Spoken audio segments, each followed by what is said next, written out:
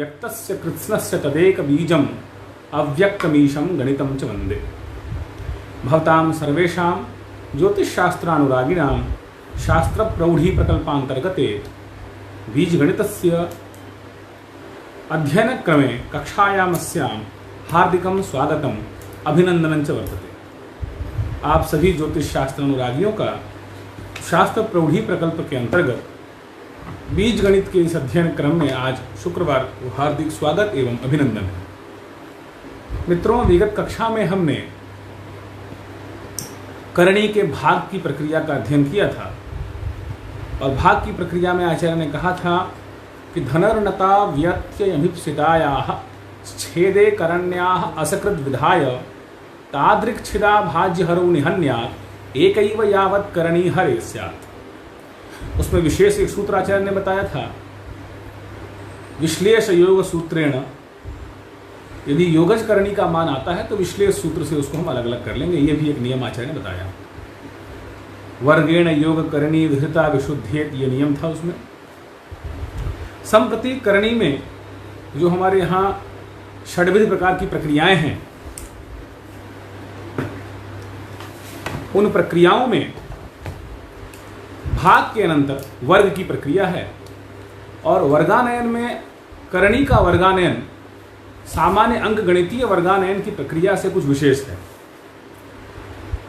लीलावती में अंक गणित के प्रकरण में वर्गानयन के विषय में आचार्य ने कहा है, समद्विघातः कृतिरुच्यते था स्थाप्यन्ते वर्गो द्विगुणान्ते निघ्ना स्वसो परिष्टा तथा परेंकाः त्यक्त्वान्त मुत्सारी पुनश्च राशिं। इस विधि से आचार्य वर्गानयन करते हैं। बीजगणित में जब आचार्य करणी के वर्ग की बात करते हैं तो आचार्य ने प्रतिपादित किया है, अव्यक्त वर्ग करणी गुणनासु चिंत्यो व्यक्तोक्त खंड गुणना विधिरेव मात्र। अर्थात अव्यक्त के वर्ग में, अव्यक्त के गुणन में अथवा करणी के वर्ग में, करणी के गुणन में व्यक्तोक्त खंड गुणना विधिरेव मात्र। करणी के जब वर्ग की हम बात करें या करणी के गुणन की बात करें तो आचार्य ने शुरुआत में ही कहा, व्यक्तोक्त खंड गुणना विधिरेव मात्र। व्यक्त में जो खंड गुणन की विधि है उसी का हम प्रयोग यहाँ वर्ग में, करणी के वर्गमूल में और करणी के वर्गानयन में करेंगे। तो वर्गानयन की पद्धति को आचार्य प्रारंभ करते हैं तो आचार्य ने कहा, देखिए करणी के वर्ग का सूत्र है, जैसे लीलावती में सामान्य सूत्र है समद्विघातः कृतिरुच्यते था स्थाप्योन्त्य वर्गो द्विगुणान्त्य निघ्ना। ठीक उसी प्रकार वहाँ जो द्विगुणान्त्य निघ्ना जो पद है, इस द्विगुणान्त्य निघ्ना का प्रयोग हम द्विगुणित रूप में न करके चतुर्गुणान्त्य निघ्ना के रूप में करेंगे। स्थाप्योन्त्य वर्गो चतुर्गुणान्त्य निघ्ना। क्यों ऐसा करेंगे? तो बीजगणित की सुधाकर द्विवेदी की जो टीका है उसमें आचार्य ने कहा, क्योंकि सामान्य जो अंक हैं जिनका हम वर्ग करते हैं वो वस्तुतः स्वतंत्र अंक हैं। ये जो करणी के अंक हैं, ये करणी के अंक पूर्व में ही अवर्गांक हैं और अवर्गांक जो संख्याएं होती हैं उन्हें सामान्य बनाने के लिए एक बार विशेष वर्ग करना होता है। तो सामान्य संख्या का वर्ग करते समय द्विगुणान्त्य निघ्ना यह प्रक्रिया अपनाई जाती है और करणी के संख्या का वर्ग करने के लिए सा संख्या चतुर्गुणान्त्य निघ्ना अयं नियमः परिकल्पनीय। इसलिए आचार्य कहते हैं स्थाप्योन्त्य वर्गो चतुर्गुणान्त्य निघ्ना। तो देखिए करणी में आचार्य ने उदाहरण दिया है, करणी के भाग का हमने सूत्र पढ़ा। वर्ग के उदाहरण में आचार्य ने कहा, सामान्य उदाहरण है वर्ग का, द्विकत्रिपंच प्रमिताः करण्योः तासां कृतिं त्रिद्विकसंख्ययोश्च षट्पंचकत्रिकद्विकसंमितानां पृथक पृथक में कथयाशु विद्वन। ये आचार्य भास्कर का करणी का एक उदाहरण है। ये सामान्य उदाहरण है जिसको हम सरलतया आज करेंगे। तो उदाहरण है द्विकत्रिपंच प्रमिताः करण्यः। द्विकत्रिपंच प्रमिताः अर्थात करणी 2 है, करणी 3 है और करणी 5 है। इस प्रकार की जो करणियाँ हैं हमारे पास, द्विकत्रिपंच प्रमिताः करण्यः अर्थात करणी 2, अगर देखने में आपको समस्या हो, करणी 2, करणी 3 और करणी 5, ये जो 3 करणियाँ हैं इसका हम वर्ग करेंगे तो सामान्यतः आप देखें पंच प्रमिता, करणी 2 है, करणी 3 है और करणी 5 है। इसका हमें वर्ग करना है द्विकत्रिपंच प्रमिता करण्यः तासाम कृतिम। इन तीनों का वर्ग करने के लिए एक सामान्य हम सूत्र का प्रयोग करते हैं जो अंकगणित में प्रयुक्त है, स्थाप्योन्त्य वर्गो द्विगुणान्त्य निघना। और स्थाप्य अंत्य द्विगुणान्त निघना का प्रयोग न करके हम यहाँ पूरी प्रक्रिया समान रखेंगे, केवल चतुर्गुणान्त्य निघना का प्रयोग करेंगे। तो देखिए करणी 2 है, तो करणी 2 का हम वर्ग करेंगे सबसे पहले। जैसे सामान्य संख्या हम कोई जैसे 123 का हमें वर्ग करना है तो पहले हम 1 का वर्ग करते हैं, फिर 1 को दुगुना करके उसको 2 से गुणा करते हैं। इस प्रकार की जो विधि है उसी विधि का आचार्य ने यहाँ प्रयोग किया। करणी 2 है, करणी 2 को अगर वर्ग करेंगे आप तो ये हो जाएगा रूप 2, क्योंकि करणी 2 करणी 2 करणी 4 अर्थात रूप 2। उसके बाद ये जो 3 है इसको 2 से गुणा, 2 को चतुर्गुणित करके 3 से गुणा करेंगे। चतुर्गुणान्त्य निघना, चतुर्गुणित इस संख्या से इस अंत्य को गुणा करेंगे। तो 4 को 2 से गुणा करने पर हो गया हमारे पास 4 दूनी 8, और इसको करणी 3 से गुणा कर दिया तो मान हो गया करणी 24। अब ठीक उसी तरह करणी 2 को 4 से गुणा करेंगे और 5 से उसको गुणा करेंगे। तो करणी 2 को 4 से गुणा करने पर करणी 8 और करणी 5 को 8 से गुणा करने पर करणी 40। तो हो गया हमारे पास करणी 40। ये 2 से प्रक्रिया पूर्ण हो गई। अब करणी 3 का हम वर्ग करेंगे तो करणी 3 का वर्ग करने पर रूप 3 आ जाएगा हमारे पास। उसके बाद करणी 3 को 4 से गुणा करके 5 से गुणा करेंगे, क्योंकि स्थाप्योन्त्य वर्ग को अंत्य का चतुर्गुणांत करके हमें अगले से गुणा करना है। तो करणी 3 को हमने गुणा किया, वर्ग लिया तो रूप 3 हो गया। और करणी 3 को 4 से गुणा करने पर करणी 12 और 5 से गुणा करने पर करणी 60। अंत में बची हमारे पास करणी 5। करणी 5 का वर्ग करने पर रूप 5 हमारे पास उपलब्ध हो गया। ये पूरा हमारे पास जो है वो खंड गुणन की विधि से हमने इसका वर्ग कर लिया। और इस विधि से रूप 2, रूप 3, रूप 5 इन तीनों का योग करेंगे आप तो ये हो जाएगा आपके पास रूप 10 और करणी 24, करणी 40, करणी 60। ये आपका वर्ग हो गया। कितना सहज है। करणी 2, करणी 3, करणी 5 इसका हमें वर्ग करना था। हमने स्थाप्योन्त्य वर्गो चतुर्गुणान्त्य निघना इसी विधि का प्रयोग किया और क्रमशः करणी 2 का वर्ग किया रूप 2, करणी 3 का किया रूप 3, करणी 5 का किया रूप 5। परंतु एकांतर उत्सर्जन की विधि से 2 को 4 से गुणा किया, 3 से गुणा किया करणी 24, करणी 2 को 4 से गुणा किया, 5 से गुणा किया करणी 40, करणी 3 को 4 से गुणा किया और 5 से गुणा किया करणी 60। तो हमारे पास हम ये कह सकते हैं करणी 2, करणी 3, करणी 5 इसका जो वर्ग हुआ वो रूप 10, करणी 24, करणी 40, करणी 60 ये हमारे पास हुआ। यह वर्ग की विधि है। दूसरा उदाहरण उसी में दिया हुआ है त्रिक दिक् संख्ययोश्च, 3 और 2 इनका भी आप कर सकते हैं। इसी पद्धति से हम करेंगे स्थाप्योन्त्य वर्गो चतुर्गुणान्त्य निघना। उसके बाद देखिए षट पंचक त्रिक द्विक संवितानाम, षट पंचक त्रिक द्विक अर्थात करणी 6, करणी 5, करणी 3, करणी 2 इनका भी यदि करना होगा तो ये एक बार करणी 6 रूप हो जाएगा, ये भी रूप हो जाएगा, ये भी रूप, ये भी रूप। लेकिन आगे की प्रक्रिया में 6 को 4 से गुणा करके 5 से गुणा करेंगे, उसको एक जगह रखेंगे। फिर 6 को 4 से गुणा करके 3 से गुणा करेंगे, उसको एक जगह रखेंगे। फिर 6 को 4 से गुणा करके 2 से गुणा करेंगे, उसको एक जगह रखेंगे। ये 6 की पूरी प्रक्रिया हो जाएगी। फिर 5 को 4 से गुणा करके 3 से गुणा करेंगे, एक जगह रखेंगे। 5 को 4 से गुणा करके 2 से गुणा करेंगे, उसको एक जगह रखेंगे। ये 5 तक की प्रक्रिया हो गई। फिर 3 को 4 से गुणा करेंगे, 2 से गुणा करके रखेंगे, एक प्रक्रिया हो गई। और फिर 2 का वर्ग रख देंगे। इस प्रकार पूरी जैसे हमने इसमें किया करणी 2 का वर्ग यहाँ रूप 2। फिर करणी 2 को 4 से गुणा किया करणी 8, उसको हमने 3 से गुणा किया करणी 24। उसके बाद हमने करणी 3 को 4 से गुणा किया तो करणी 12 हो गया, उसको 5 से गुणा किया तो 60। और करणी 2 को 4 से गुणा करने पर 8 और करणी 5 से गुणा किया तो करणी 40। ये जो हमारे पास वर्ग हुआ इसे हम कहते हैं करणी की वर्ग प्रक्रिया। ये उदाहरण आचार्य भास्कर ने अपनी बीजगणित में करणी के वर्ग के प्रकरण में दिया है। तो वर्ग के नियम के आधार पर आचार्य का जो सूत्र है वो उत्पन्न होता है द्विकर्तृपंच प्रमिताः करण्यस्तासां कृतिर्कृतिक संख्ययोश्च षट्पंचकर्तृकतिक संवितानां पृथक पृथक में कथयासु विद्वान्। यदि हम सामान्यतया करणी के वर्ग को लें तो वर्ग निकालने के बाद का प्रकरण है वर्गमूलानयन, और वर्गमूलानयन अत्यंत महत्वपूर्ण है क्योंकि वर्गमूलानयन सामान्य जो लीलावती की प्रक्रिया है वहाँ भी एक विशेष प्रकार से आचार्य ने बताया है, और बीजगणित की जो प्रक्रिया है उसमें भी एक अत्यंत विशिष्ट विधि से आचार्य ने बताया है क्या इसमें। अब देखिए यही उदाहरण आपके सामने है। वर्गमूल निकालने के बाद आपके पास यही रूप 10, करनी 24, करनी 40 और करनी 60 ये आपके पास है, और इसी का आपको वर्गमूल निकालना है।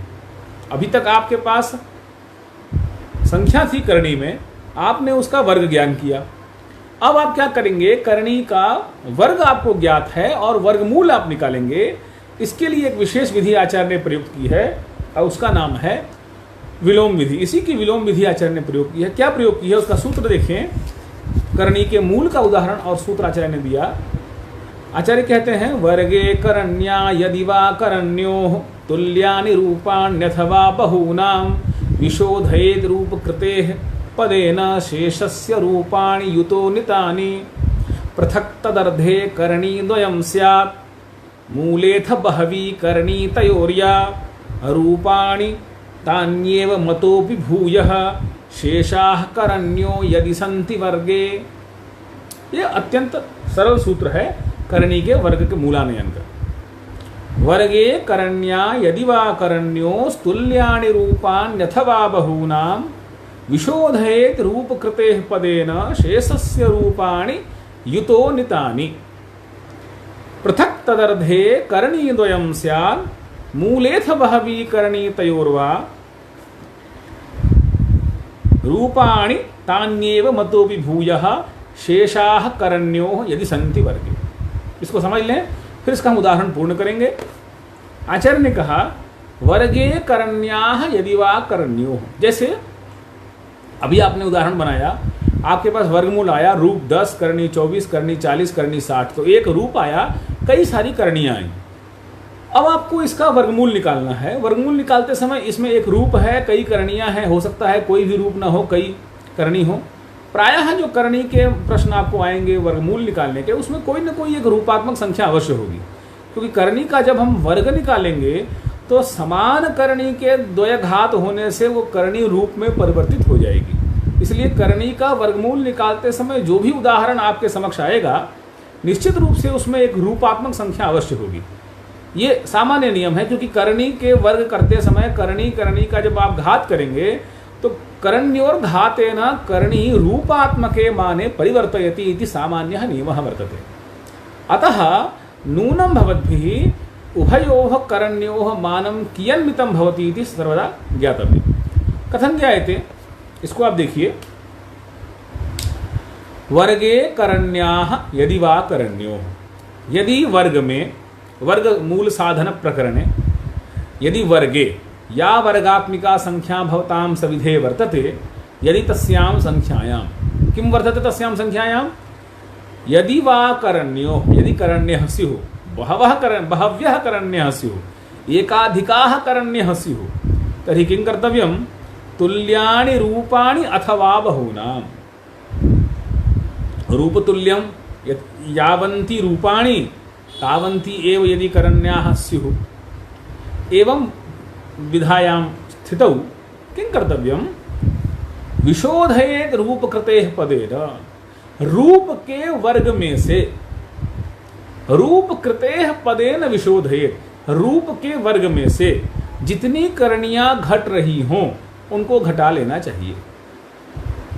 वर्गे करण्या यदि वा करण्यो, वर्ग के समय करण्याः माने एक से अधिक 2-3 करनियां हो, अथवा करण्यो हो, 2 करनियां हो, एक हो, 2 हो या अधिकाधिक करनियां हो, उनको क्या करना चाहिए आपको, विशोधयेत् रूपकृतेः, रूप के वर्ग में से उसका विशोधन कर लेना चाहिए, घटा लेना चाहिए।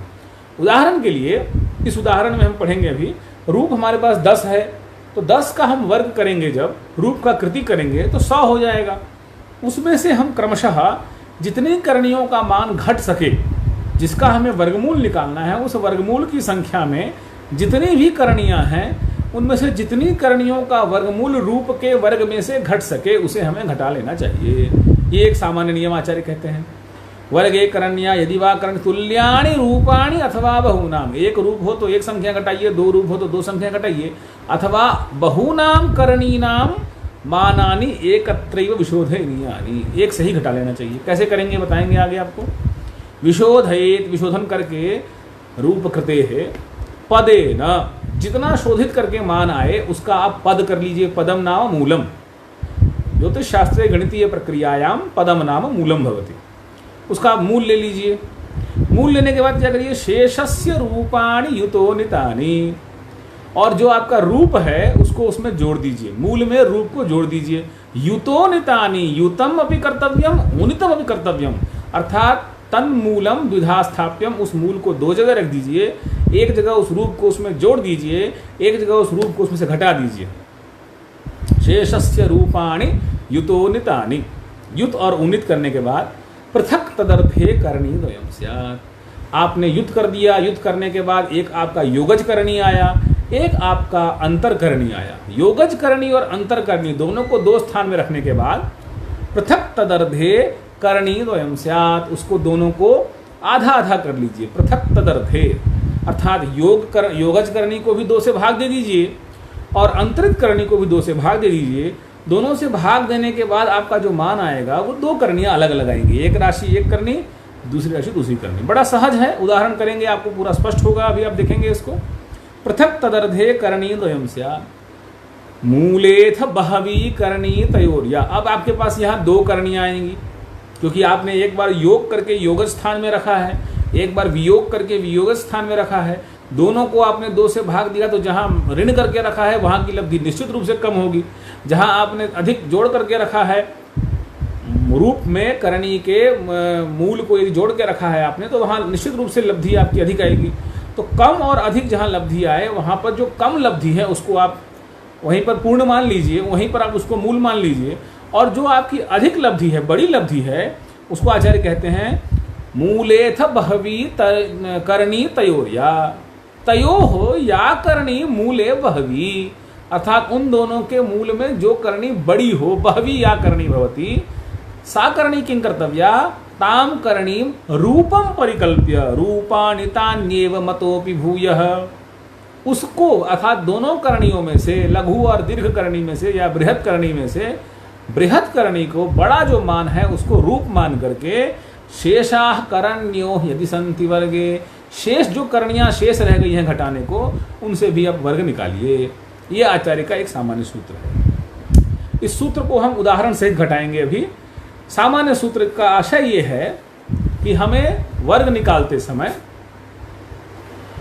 एक बार मौखिक प्रक्रिया आप सुन लें, वर्ग निकालते समय सामान्यतया एक रूपात्मक संख्या है और कई सारी करणियां उस प्रश्न में हैं, तो आप क्या करेंगे, रूप का वर्ग कर देंगे और रूप के वर्ग में से जितनी करणियां घट जाए और घटने के बाद जो शेष आए वो वर्गात्मक हो, इसका आप ध्यान रखेंगे। छोटी छोटी करणियों को घटाना शुरू करेंगे, इसमें छोटी करनी से बड़ी करनी की ओर घटाना शुरू करेंगे। उदाहरण के लिए मैं प्रयास करता हूं मौखिक समझा सकूं आपको, फिर गणित करेंगे। जैसे इस प्रश्न में हमारे पास अभी विगत प्रश्न में रूप 10 है, करणी 24 है, करणी 40 है, करणी 60 है, अर्थात एक रूप है और 3 करणियां हैं। थोड़ा सा यदि आप गणितीय प्रक्रिया को समझते होंगे तो तुरंत आप समझ जाएंगे मौखिक रूप से भी। तो एक करणी का मान हमारे पास, एक रूप है, रूप का मान 10 है, करणी 24 है, करणी 40 है, करणी 60 भी है। अब आचार्य के सूत्र के अनुसार प्रश्न में एक से अधिक करणियां हैं, 2 करणियां हैं, 3 करणियां हैं। हम क्या करेंगे, रूप को वर्ग कर देंगे। सूत्र का पद है वर्गे करण्याः यदि वा करण्योः, वर्ग में यदि करणी एक से अधिक हो अथवा बहुतायत करणियां हो तो हम उसे क्या करेंगे, वर्गे करण्याः यदि वा करण्योः। एक हमारे पास रूप है, रूप 10 है, करणी 24, करणी 40, करणी 60, इस प्रकार 3 करणियां हैं। तो हम इसको सामान्यतया एक उदाहरण करते हैं और उदाहरण से आप स्पष्ट करेंगे, तुरंत आपको स्पष्ट हो जाएगा। आप देखें, वर्गे करण्याः यदि वा करण्योः, इस सूत्र में रूप 10, करणी 24, करनी 40, करनी 60। ये हमारे पास मान है, एक संख्या है करनी की, और इस करनी की संख्या का हमें वर्गमूल निकालना है। सूत्र दिया हुआ है वर्गे करण्या यदि वा करण्यो। इस वर्गमूल में एक करनी है, दो करनी है, तीन करनी है। एकाधिक करनी होने से इस सूत्र के अनुसार हम करेंगे क्या कि वर्गे करण्या यदि वा करण्यो, यहां पर एक रूप है, रूप 10, और कई प्रकार की करनियां हैं, करनी 24, करनी 40, करनी 60। सूत्र के अनुसार हम रूप का वर्ग कर लेंगे। रूप का वर्ग हो जाएगा हमारे पास 100। रूप का वर्ग, रूप 10 है, रूप 10 का वर्ग 100 हो गया। इसमें से हम छोटी करनी से घटाना शुरू करेंगे। 24 घटाएंगे, फिर 40 घटाएंगे, जितना घटेगा उतना घटाते जाएंगे। देखिए 100 में से हम 24 घटाएंगे तो हमारे पास बचेगा 76।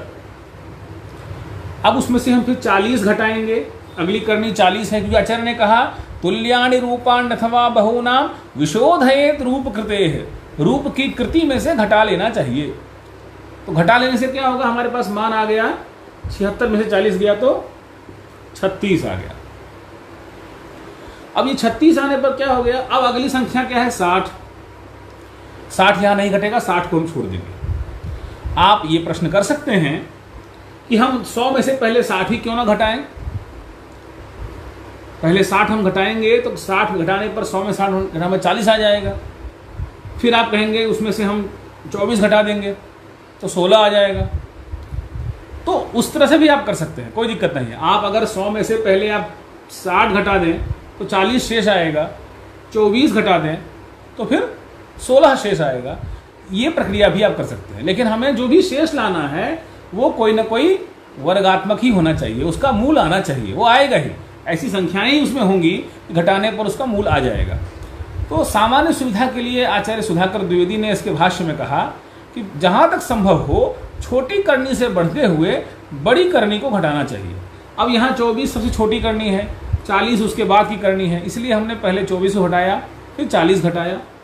24 घटाने पर भी हम रुक सकते थे, लेकिन रुकते हम तब यदि 76 को किसी का वर्ग, 76 कोई वर्ग का संख्या होता।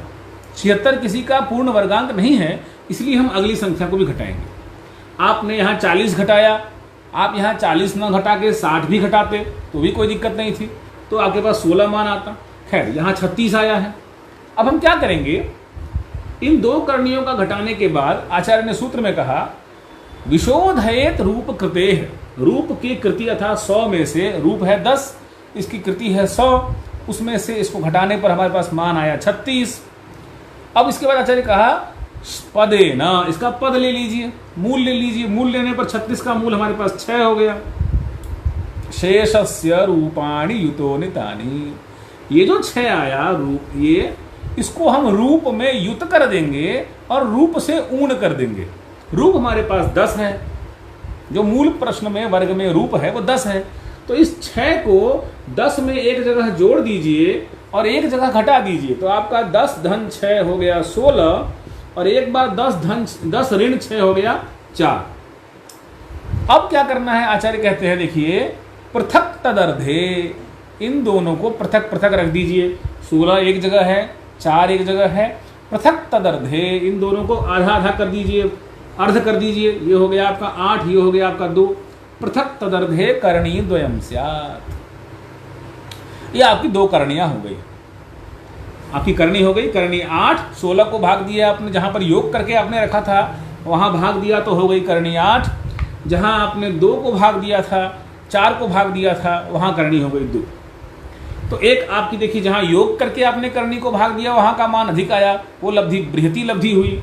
जहां आपने ऋण करके भाग दिया वहां लब्धि छोटी हो गई। तो आचार्य ने कहा इसके विषय में पृथक तदर्धे करणी द्वयम स्यात् मूलेथ बहवी करणी तयोर्या अनयोर मध्य या करणी बहवी वर्तते, इन दोनों में योग से प्राप्त करनी और वियोग से प्राप्त करनी में जो बहवी करनी होगी, सामान्यतः आप ये जान लीजिए जो योग से प्राप्त करनी होगी वो बहवी करनी होगी, क्योंकि रूप और करनी का योग करके आपने 2 से भाग दिया है। तो उस योग करनी से आगे प्रक्रिया करेंगे।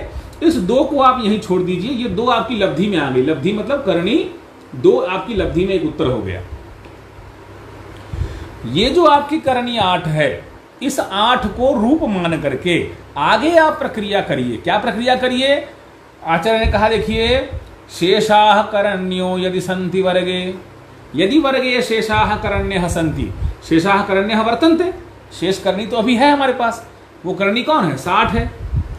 वो करणी यदि 60 है तो अभी हमारे पास इस 8 को, इस करणी 8 को रूप मान करके एक अलग आगे हम प्रक्रिया करेंगे। आचार्य का वचन है, आप देखें दूसरे श्लोक के वर्गमूल में लिखा है, रूपाणि तान्येव ततोपि भूयः।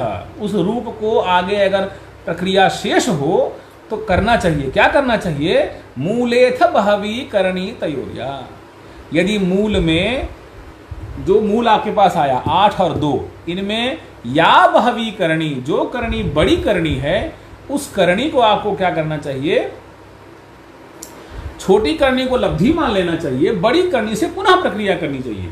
पुनः प्रक्रिया करने का आशय है कि हम 8 को रूप मान करके पुनः वही प्रक्रिया करेंगे जो आचार्य ने कहा। क्या कहा है आचार्य ने?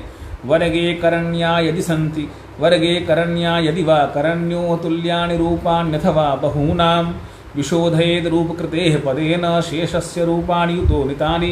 तो इसको रूप मान करके अगली करणी का मान घटाएंगे हम। तो 8 का वर्ग किया हमने, 64 हो गया। जैसे 10 का वर्ग किया था हमने रूप मानने पर, वैसे ही 8 को करणी मान करके 8 का रूप किया, 8 64 हो गया। इसमें से हमने 60 को घटाया तो ये 4 हो गया। पृथक तदर्धे, इसको आधा कर दिया, 4 को 2 से भाग दिया, 2 हो गया।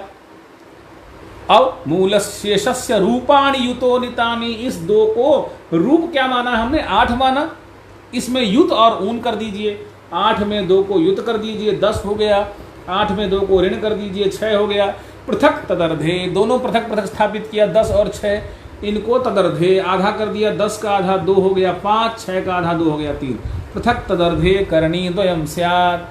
अब आगे हमारे पास कोई करणी शेष नहीं है, क्योंकि 40 और 24 को हम पहले ही घटा चुके थे। 60 वाले को हमने बड़ी करनी 8 में से घटा के प्रक्रिया कर ली। तो आपके पास एक लब्धि यहाँ आ गई। 10 में 2 का भाग देने पर लब्धि आ गई 5, और 6 में 2 का भाग देने पर लब्धि आ गई 3। एक लब्धि आपकी पहले आई थी करणी 2। तो देखिए मित्रों, आज जो हमने वर्ग निकाला, वर्ग भी इसी का निकाला था। करणी 2, करणी 5, करणी 3, ये उत्तर हो गया हमारा। करणी 2, करणी 5, करणी 3। अब आपसे अगर प्रश्न हो कि रूप 10, करणी 24, करणी 40, करणी 60, इसका वर्गमूल क्या होगा, तो आप कह सकते हैं करणी 2, करणी 5, करणी 3। अगर करणी 2, करणी 5, करणी 3 का वर्ग क्या होगा, तो स्थाप्योन्त्य वर्गो चतुर्गुणान्त्य निघना, इस विधि के द्वारा आप इनका वर्ग भी निकाल सकते हैं। तो ये आपका वर्गमूल की प्रक्रिया पूर्ण हो गई। ये बड़ी महत्वपूर्ण प्रक्रिया है, क्योंकि करणी का वर्गमूल निकालते समय कुछ चीज़ों का आपको ध्यान रखना है कि वर्ग निकालते समय द्विगुणांत निघना न करके चतुर्गुणांत निघना करना है, और मूल निकालते समय आपको रूप के वर्ग में से शेष वर्गों का घटाना है। खैर, दूसरा प्रकरण यह है कि यदि हम एक बार फिर से इसको कर लेते हैं एक तेजी में। हमारे पास मान लीजिए प्रश्न है रूप 10, करणी 24, करणी 40, करणी 60, ये हमारे पास मान है। हमने क्या किया, रूप 10 का वर्ग किया, ये हमारे पास 100 हो गया। 100 में से हमने 24 और 40 को घटा दिया। घटाने के बाद हमारे पास 100 में 76 घट गया। 100 में से 76 जब घट गया तो हमारे पास बच गया 24, 100 में से 64 घट गया, 40 24, ये हो गया 36। 36 का वर्गमूल हमने निकाला, 6 हो गया। इस 6 को हमने रूप में 10 में जोड़ दिया तो 16 हो गया। घटा दिया तो हमारे पास 4 हो गया, क्योंकि 10 में 6 गया तो 4। 16 में 2 का भाग दिया तो 8 हो गया। 4 में 2 का भाग दिया तो 2 हो गया। 8 और 2 में से जो बड़ी करनी है वो 8 है। 8 को हमने रूप मान करके पुनः जो आचार्य ने कहा, मूलेथ बहवी करणी तयोर्या रूपाणि तान्येव अथो भूयः, इस विधि से हमने 8 को रूप मान करके 64 किया। 64 में से अगली जो करनी शेष रह गई थी 60, उसको घटाया। घटाने पर 4 हुआ, उसका मूल लिया 2 हुआ, और उसको हमने रूप हमारा इस प्रकरण में 8 था, 8 में 2 को प्लस कर दिया तो 10 हो गया। 8 में 2 को घटा दिया तो 6 हो गया। दोनों को हमने आधा आधा कर दिया तो 5 और 3 हो गया। एक लब्धि हमारे पास 2 थी, एक 5 हो गई और एक 3 हो गई। तो ये वर्गमूल की प्रक्रिया यहाँ पूर्ण हो गई। अब अगर हम ये जिज्ञासा आपकी हो कि यदि हम यहाँ पर उदाहरण के लिए हम 24 और 40 को ना घटा के यदि हम सीधे यहाँ घटा देते 24 और 60, ये भी संभव है, क्योंकि आचार्य ने मूल सूत्र में तो टीकाकार ने तो कहा कि सुविधा के लिए आप छोटी करणियों से घटाना शुरू करिए और बड़ी करनी तक घटाइए। तो यदि हम 24 और 40 को न घटा करके हम क्या करें, पहले स्टेज में ही 100 में से यदि हम 60 और 24 घटा दें, अर्थात 100 में से 84 घटा दें, दो करणियों का योग घटाना है हमें, तो हमने करनी 24 को और करनी 60 को यदि घटा दिया तो 100 में से 84 घटाने पर हमारे पास 16 प्राप्त हुआ। इसका हमने मूल लिया तो 4 हो गया। रूप हमारे पास जो है वो 10 है। देखें आप, तो 10 में से आप यदि 4 को घटाएं, जोड़ेंगे 10 4 14 और घटाएंगे तो 10 में से 4 गया तो 6, दोनों को पृथक तदर्धे किए तो आपके पास 7 और 3। यहाँ 3 को लब्धि आप मानेंगे, 7 को रूप की तरह प्रयोग करेंगे, क्योंकि यहाँ इन दोनों में 7 और 3 में जो बड़ी लब्धि है वो हमारे पास 7 है। अब कुछ भी नहीं करना है, 7 का वर्ग करिए तो 7 का रूप करने पर 7 का वर्ग किया 49 हो गया। इसमें से यदि आप अब घटाएंगे तो 24 को घटाइए, 60 और 24 हम घटा चुके हैं। अब हम क्या करेंगे, 40 को घटाएंगे, क्योंकि यहाँ हमने 84 जब घटाया था तो 60 और 24 को हम ले चुके थे। बचा हुआ करनी का मान है 40, तो 49 में 40 घटाए तो 9 हो गया, 9 का वर्गमूल लिए तो 3 हो गया। 3 को हमने रूप में जोड़ा, रूप हमारे पास क्या है इस स्थिति में 7, क्योंकि 7 का वर्ग है 49। 7 में हमने 3 जोड़ दिया तो 10 हो गया, 7 में हमने 3 घटा दिया तो हमारे पास 4 हो गया। इस दोनों को आधा कर दीजिए, तो देखिए 10 को 2 से भाग दिया आपने, आपके पास 5 हो गया। 4 को आपने 2 से भाग दिया तो 2 हो गया, आपके पास पुनः वही लब्धि आई। यहां पर आपके पास 5 और 2 आ गया, तो उत्तर आपका वही आया, करनी 3 करनी 5 करनी 2। ये बहुत ही सहज प्रक्रिया है, बहुत ही महत्वपूर्ण सूत्र है, और इसको आचार्य ने बड़ी सरलता से इसे बताया है। वर्गे करण्याः यदि वा करण्योः तुल्यानि रूपाण्यथवा बहूनां विशोधयेद रूपकृतेः पदेन शेषस्य रूपाणि युतोनि तानि। पृथक तदर्धे करणीद्वयं स्यात्, दोनों करणियों को पृथक करके करणीद्वयं स्यात्, 2 करणियां हुई 3 और 7। फिर आचार्य ने कहा मूलेथ बहवी करणी तयोर्या, मूल में इन दोनों के मूल में जो बड़ी करनी हो, 3 और 7 में बड़ी करनी थी 7, 7 का वर्ग किया तो हो गया 49। फिर आचार्य ने कहा रूपाणि तान्येव मतोपि भूयः, उसके बाद आप रूप को क्रमशः उस बड़ी करनी को रूप मान करके चेतन शेषाः करण्यो यदि संति वर्गे, यदि शेष करनी भी वर्ग में कोई हो, जैसे 24-40 की प्रक्रिया एक बार कर लेंगे, या 40, आप कोई भी संख्या लेकर के एक बार प्रक्रिया कर सकते हैं। अब आप ये भी पूछ सकते हैं यदि हम 60 और 40 को ले लें तो, ये भी प्रश्न है। आप 60 और 40 को यदि ले लेंगे तो भी कोई समस्या नहीं है। 60 और 40 को ले लेंगे, 60 40 आपका 100 हो गया। 100 होने पर रूप 10 के वर्ग के करणी में से 100 का 100 घटा देंगे आप, तो शेष 0 आएगा, उसका मूल लेंगे तो 0 ही रहेगा। तो 10 को ही 2 जगह रखना पड़ेगा आपको। 10 को 2 जगह रखने से आपके पास एक बार क्या होगा, 10 का वर्ग 5 हो जाएगा आधा, तो वहाँ भी प्रक्रिया आपके पास समान ही आ जाएगी। लेकिन इसीलिए आचार्य ने कहा कि जहाँ प्रक्रिया 0 हो जाए वहाँ पर प्रक्रिया को चलाने के लिए हम छोटी राशि से बड़ी राशि की तरफ बढ़ेंगे, तो आपको गणित में कहीं भी कोई असौविध्य नहीं होगा।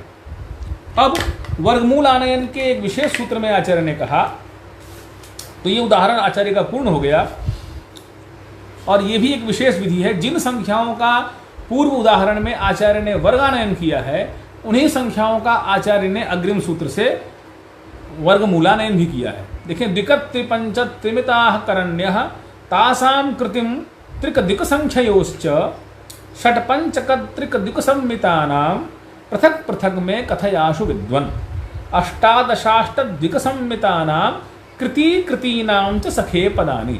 इन उस उदाहरण में 4 वर्ग के उदाहरण दिए गए हैं।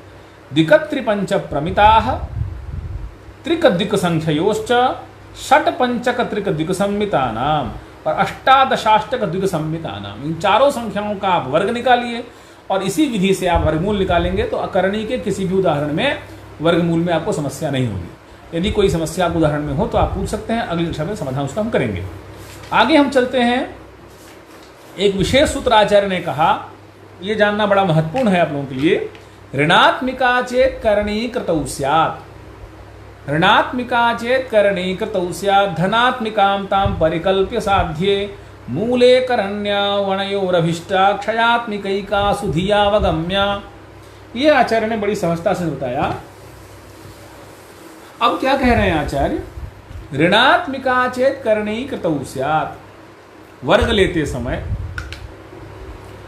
जैसे वर्ग करते समय कोई करणी यदि ऋणात्मक हो तो उसका आप जब रूप करेंगे तो वो रूप भी धनात्मक हो जाएगा, क्योंकि आचार्य ने वहां सूत्र कहा है क्षयो भवेच्च क्षय रूप वर्गः चेत साध्यतेषु करणीत्व हेतोः ऋणात्मिकायाश्च तथा करण्याः मूलम क्षयो रूप विधान हेतोः। जब हम ऋणात्मक करणी का रूप बनाने के लिए वर्ग करते हैं तो ऋणात्मक धनात्मक हो जाता है। हम धनात्मक और ऋणात्मक रूप का भी यदि हम वर्ग करते हैं करणी के निमित्त तो ऋणात्मक रूप भी धनात्मक हो जाता है। ये जो विशिष्ट एक नियम आचार्य ने बताया, उसी नियम को परिपुष्ट करने के लिए आचार्य ने कहा ऋणात्मिका चेत करणी कृतौ स्यात्, वर्ग करते समय यदि करणी ऋणात्मक हो, यदि वर्ग करते समय कोई करणी का मान यदि आपके लिए ऋणात्मक हो तो क्या करेंगे? ऋणात्मिका चेत करणी कृतौ स्यात् धनात्मिकां तां परिकल्प्य साध्ये, उसको धनात्मक मान के प्रक्रिया करनी चाहिए। ऋणात्मिकां तां परिकल्प्य साध्ये, अगर करणी ऋणात्मक है तो उसको धनात्मक मान के पूरी प्रक्रिया करें। जैसे उदाहरण आचार्य ने दिया है, देखिए, त्रिसप्तमित्योर वदमे करण्योर विश्लेष वर्गम कृततः पदम च। उदाहरण के लिए करणी 3 है और करणी 7, करणी 3 करणी 7। अब इसमें मान लीजिए करणी 3 करणी 7 दोनों धनात्मक हैं, इसका हम वर्ग करें तो वर्ग करने पर करणी 3 का वर्ग करेंगे तो आपका हो जाएगा रूप 3, फिर 3 को 4 से गुणा करेंगे, 4 3 के 12 और करणी 12 से 84, करणी 84। ये एक सामान्य नियम है। और करणी 7 का वर्ग करेंगे तो हो जाएगा आपके पास रूप 7। तो रूप 3 करणी 84 रूप 7 जोड़ देंगे हो जाएगा रूप 10 और करणी 84। ये वर्ग आ गया, मतलब करणी 3 करणी 7 का वर्ग आ गया रूप 10 करणी 84। आप इसको यूं लिख सकते हैं 10√84, ये भी लिखने की पद्धति है इसकी, खैर वो आधुनिक पद्धति है। अब आप देखिए, इस यहां दोनों धनात्मक थे, आपने प्रक्रिया कर दी, कोई समस्या नहीं है। जब आप वर्गमूल लेंगे तब भी कोई समस्या नहीं है। रूप 10 है ना, रूप 10 का वर्ग करेंगे, रूप हो जाएगा 100, इसमें से 84 घटाएंगे, ये हो जाएगा 16, 16 का वर्गमूल लेंगे 4, पूर्व पद्धति से वर्गमूल लेंगे 4, रूप 10 में जोड़ देंगे 10 + 4, ये हो गया आपके पास 14, 10 ऋण 4, ये हो गया आपके पास 6, और 14 को 2 से भाग देंगे 7, 6 को 2 से भाग देंगे 3, तो 7 और 3 आ गया आपके पास। तो आपने 3 और 7 का ही वर्ग निकाला था, उसी पद्धति से आपने वर्गमूल भी जान लिया। लेकिन समस्या क्या होगी, यदि ये करणी 3 ऋण होता, ध्यान दें जरा, अगर ये करणी 3 ऋण होता तो करणी 3 गुणे करणी 3 ऋण होने पर भी रूप 3 आता, करणी 3 धन है तब भी ये धन आया। तो इसीलिए आचार्य ने कहा ऋणात्मिका चेत करणी कृतौ स्यात्, वर्ग निकालते समय यदि करणी का मान ऋणात्मक है धनात्मिकां तां परिकल्प्य साध्ये, उसको धनात्मक मान के ही पूरी प्रक्रिया आप करें, क्योंकि धनात्मक ऋणात्मक मानने से किसी प्रकार का कोई अंतर नहीं होगा, क्योंकि वर्ग जब आप करेंगे करणी का तो वो 2 ऋणात्मक धनात्मक ही हो जाएंगे। अंत में क्या करना है आपको, 2 जो लब्धि आएंगी, 3 7 जो लब्धि आई आपके पास, अगर उसमें से कोई एक लब्धि शुरू में ऋण है जिसको धन मान के आपने प्रक्रिया की है, तो लब्धि में आने वाले मान को आचार्य ने कहा कि मूले करण्या वनयोः अभिष्टा, मूले अभिष्टा करण्योः, मूल में जो 2 करणियां आएंगी उनमें से किसी एक करणी को आप क्या करेंगे, क्षयात्मिकैका सुधियावगम्या, गणितज्ञों के द्वारा, बुद्धिमानों के द्वारा किसी एक को ऋण मान लेना चाहिए। तो इससे आप बाधित नहीं हुई और आप ऋणात्मक की जो प्रक्रिया शुरू में ऋणात्मक था मूल में, जैसे करणी 3 करणी 7 ऋणात्मक हो चाहे धनात्मक हो, करणी 3 ऋणात्मक करणी 7 ऋणात्मक हो, अथवा करणी 3 धनात्मक हो 7 ऋणात्मक, कोई भी धनात्मक ऋणात्मक हो, प्रक्रिया आप धनात्मक मान के ही करें। ऋणात्मिका चेत करणी कृतौ स्यात् धनात्मिकां तां परिकल्प्य साध्ये। मूले करण्यावनयो अभिष्ठा, मूल में जो 2 करणियां आपको प्राप्त होंगी उनमें से क्या करना है आपको, क्षयात्मिका सुधियावगम्य, किसी एक करणी को आप क्षयात्मक मान कर लें तो उस लब्धि को क्षयात्मक मानने से आपकी गणितीय प्रक्रिया, जो आपने ऋणात्मक को धनात्मक मान के प्रक्रिया की है, वो प्रक्रिया का जो दोष था वो निवारण हो जाता है। तो ये आपके मूल का पूरा प्रकरण आचार्य ने इसमें कह दिया है। और करणी के मूल के प्रकरण के अनंतर सामान्य कुछ विशेष नियम आचार्य ने इसमें आगे कहे हैं और इसका उदाहरण आगे और दिया है। द्विकत्रिपंच प्रमिता करण्यो, यही जो उदाहरण 2 करणी 3 करणी 5 को लेके हमने बनाया, इसी में यदि कहीं कोई ऋण हो, कोई धन हो, तो हम कैसे करेंगे, ये प्रक्रिया आचार्य ने बताई है इसमें। तो वहाँ कुछ भी नहीं है विशेष, उसमें केवल एक को ऋणात्मक मान के पूरी प्रक्रिया कर ली है और अंत में उसको पुनः ऋणात्मक मान लिया गया है। तो ये आपका करणी का वर्ग और वर्गमूल। तो इस प्रकार करणी का जो षड्विधन प्रकरण है, योग, अंतर, गुणन, भाजन, वर्ग, वर्गमूल, ये षड्विध की जो प्रक्रिया है वो यहाँ पूर्ण होती है। तो करणी के प्रकरण में एक विशेष बात जो हमको समय अतिक्रमण हो गया है तो अगली कक्षा बताएंगे हम, कैसे हम अगर 3, 4, 5, 6 करणियाँ हैं, वर्ग में यदि एक रूपात्मक संख्या है और कई सारे करणियाँ हैं, 5, अभी तो हमने उदाहरण में बताया आपको 3 करनी है, 4 करनी है। कई बार ऐसा भी होता है कि रूप 1 है, करणियाँ 8-10 है। तो ऐसी स्थिति में आचार्य ने नियम बताया, करणी षटके तिस्त्रीणाम, यदि जहाँ वर्गमूल में कर्ण, देखिए एकादि संकलित मित करणी खंडानि वर्ग राशि स्यु, यदि 1, 2, 3, 4 करणियाँ खंड राशि में हो तो कोई समस्या नहीं है, आप कर लें प्रक्रिया उसकी। वर्गे करणी तृतये, वर्गमूल निकालते समय यदि करणी 3 हो तो करणी द्वितयस्य तुल्य रूपाणी, 2 करणियों को घटाना चाहिए। आगे चलिए, करणी षटके तिस्त्रीणाम, 6 करणियाँ हों, अगर एक रूप हो, करणियाँ 6 हों तो 6 करणियों में से 3 करणियों का रूप घटाना चाहिए। अभी हमने 3 में से 2 का घटाया, लेकिन जहाँ 6 करणियाँ होंगी, एक रूप है 6 करणियाँ हैं, तो आचार्य कहते हैं 6 में से 3 को घटाना चाहिए। करणी षटके तिस्त्रीणाम दशषु चतस्त्रीणाम, 10 करणियाँ हों, एक रूप हो तो 4 करणियों का योग एक बार में रूप में से घटाना चाहिए। तिथि शुच पंचानाम, यदि 15 करणियाँ हों, तिथि यदि करणियों की संख्या 15 हो, रूप 1 हो, बड़ी करनी हो, रूप 10, करनी 5, करनी 6, करनी 7, करनी 9, ऐसे 15 करणियाँ हों तो तिथि शुच पंचानाम, 15 करणियाँ होने पर 5 करणियों का योग एक बार घटा के वर्ग निकालिए। रूप कृते प्रोह्यम पदम ग्राह्यम, इस प्रकार रूप के वर्ग में से उसको घटा करके पद ले करके, चेत अन्यथा न सत्क्वापि, यदि ऐसा नहीं हो रहा है तो समझिए वो करणी वर्गात्मक नहीं है, वो प्रश्न अशुद्ध है। अगर आपकी 15 करणियों में से 5 करणी का योग एक बार में नहीं घट रहा है या घटने पर वर्गमूल नहीं आ रहा है तो समझ लीजिए उस करणी के प्रश्न में या वो संख्या वर्गात्मक नहीं है, वो पूर्ण वर्गात्मक संख्या नहीं है। उत्पत्स्यमानमैवं मूल प्रकरणयाल्पया चतुर्गुणया, उत्पत्स्यमान विधि, विपरीत विधि से आप भी इसको जान सकते हैं। ये उत्पत्स्यमान विधि क्या है, ये थोड़ी विस्तृत प्रक्रिया है, इसको हम अगली कक्षा में पूर्ण करेंगे। तो अगली कक्षा में हम करणी के जितने भी हमारे षड्विध प्रकरण थे उनका एक बार आलोडन करते हुए उस प्रक्रिया को पूर्ण करेंगे। तब तक के लिए आप लोग इनका अभ्यास करें, जो उदाहरण इसमें दिए हैं उसका अभ्यास करें। अगली कक्षा में हम और व्यवस्थित तरीके से मिलेंगे, थोड़ी व्यवस्था ठीक करके रखेंगे, आपको सुविधा होगी और जानने में, और करणी की पूरी प्रक्रिया को हम अगली कक्षा में पूर्ण करेंगे। तब तक के लिए आप सभी को धन्यवाद, नमस्कार।